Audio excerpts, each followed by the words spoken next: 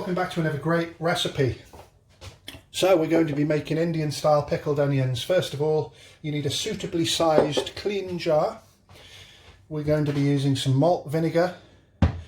We've got about 7 or 8 red onions, ordinary red onions that have got this great nice dark colour, chopped up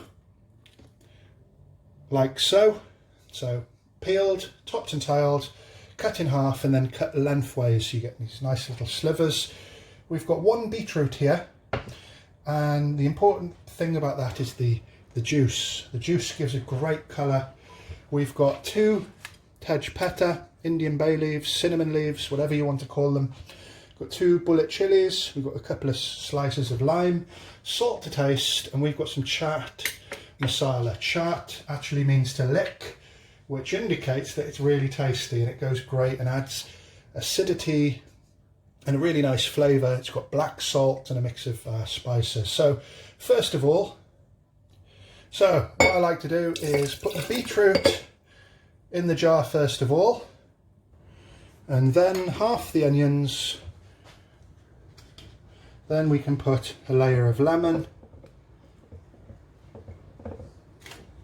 the tejpata, put that down the side so it looks great even though you haven't opened it.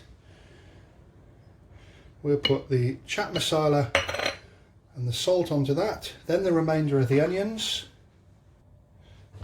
Then just to finish, got the 2 chilies here, they're bullet chilies. So finally we're going to fill that up with vinegar. Like so, and that's a good quantity. Put the lid on and give it a good shake. So after a good shake, you've dispersed all that great beetroot juice that's going to really give a nice colour to your onions. Make sure your lid's on really tight. I would say anywhere between 3 days to absolutely months that this is going to be able to be preserved for in the way that we've done it. So you might be asking, what do we use pickled onions Indian style for?